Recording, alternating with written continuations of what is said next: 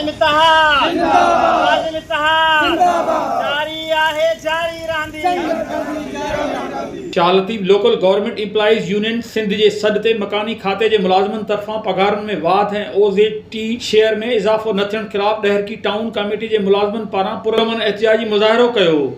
मुज़ाहिरे जी अॻवानी हाफ़िज़ सनाउल्लाह चन्नड़, रमज़ान सुमरो, मीर आबिद भुट्टो, अब्दुर्रहीम महर, पप्पू महर, एजाज़ महर ऐं ॿियनि कई। मुलाज़िमनि एहतिजाज दौरान हथनि में प्ले कार्ड खणी सख़्त नारेबाज़ी कई ऐं हुकूमत खां मुतालबो कयो त जल्द खां जल्द संदन जाइज़ मसला हल कया वञनि, ॿी सूरत में एहतिजाज जो दाइरो वधीक वधायो वेंदो।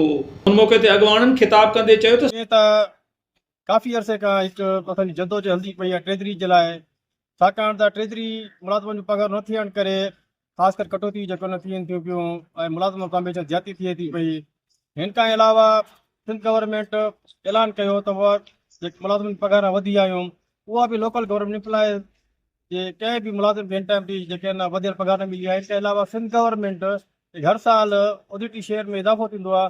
ॿियो महीनो आहे उन टाइम अञा ताईं जेका OZT शेयर न वधायो वियो आहे, जंहिंजे करे मुलाज़िमनि खे इज़ाफ़ी पघार न मिली आहे ऐं महांगाई जो तनासब ॾिसो रोज़ाना केतिरी महांगाई थिए थी पई।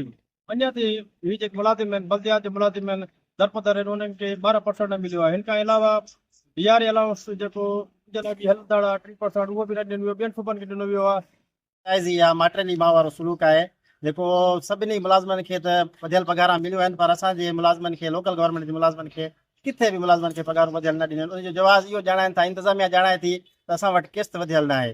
हीअ कहिड़ो सलूक आहे, हीअ कहिड़ो मुलाज़िमनि सां ग़रीबनि सां वेधन आहे जो ग़रीब मुलाज़िमनि खे वधियल पघार नथी ॾिनी वञे ऐं OZT शेयर वधाए नथा ॾियनि। असांजो मुतालबो आहे सिंध हुकूमत खां महिरबानी करे मुलाज़िमनि जो OZT शेयर वधाए ॾिनी वञे। जेकॾहिं न ॾिनी वञे त असां एहतिजाज कंदासीं, तालाबंदी। जॾहिं त ट्रेज़री में ऑनलाइन OZT शेयर में को बि इज़ाफ़ो न कयो वियो आहे, जंहिं सबबु मुलाज़िमनि खे सख़्त मुआशी तकलीफ़ूं पेश अची रहियूं आहिनि। अॻवाननि वधीक चयो त महांगाई जे हिन दौर में बग़ैर वाध ऐं बग़ैर सहूलियतुनि जे मुलाज़िमनि लाइ ज़िंदगी गुज़ारणु ॾुखियो थी वियो आहे।